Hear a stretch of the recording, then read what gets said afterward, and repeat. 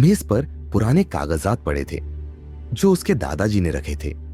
उसने मोमबत्ती जलाई और उन्हें पढ़ने की कोशिश की। मोटे धागे से बंधे कागज के आयताकार टुकड़े पुराने थे जिनमें एक प्राचीन एहसास था। उसने उन्हें खोला, कपड़ा हटाया और फैलाया।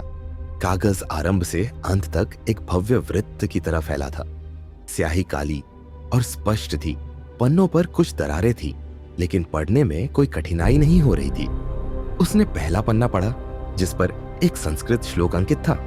यदा यदा हि धर्मस्य ग्लानिर्भवति भारत अभ्युत्थानम धर्मस्य तदात्मानं सृजाम्यहम् परित्राणाय साधूनां विनाशाय च दुष्कृताम् धर्म संस्थापनार्थाय संभवामि युगे युगे। जब जब धर्म की हानि होती है तब तब मैं प्रकट होता हूं।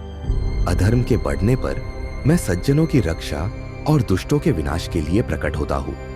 धर्म की स्थापना के लिए मैं युगों युगों में जन्म लेता हूं। भगवत गीता का एक श्लोक। लेकिन गीता इससे शुरू नहीं होती, रुद्र ने सोचा और इसे समझने की कोशिश की। वह इसे और पढ़ने लगा। अगले पन्ने पढ़ने में आसान थे और वे उसकी मूल भाषा में थे।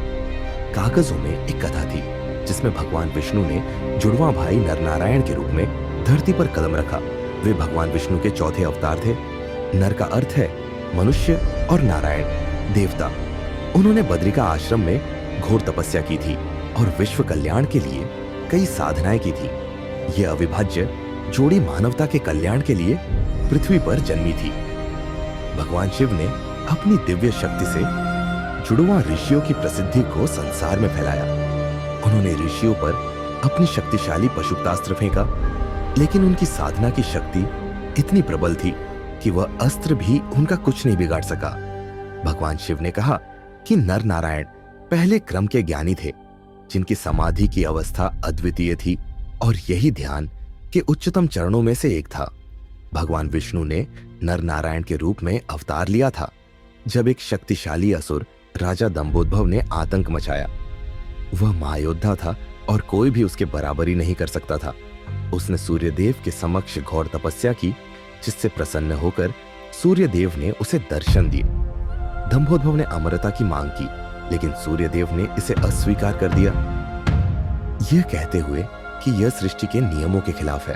फिर दंभोद्भव ने कवच की मांग की, 1000 सुरक्षा कवच, जिन्हें केवल वही तोड़ सकता था जिसने हजारों वर्षों तक कठोर तपस्या की हो, और कवच तोड़ने के बाद योद्धा की मृत्यु हो जाती। यह कवच एक मानव योद्धा के लिए था। रुद्र कहानी का सार और अपने द्वारा देखी गई घटनाओं को समझ नहीं सका। इसने केवल उसके सवालों को और बढ़ा दिया।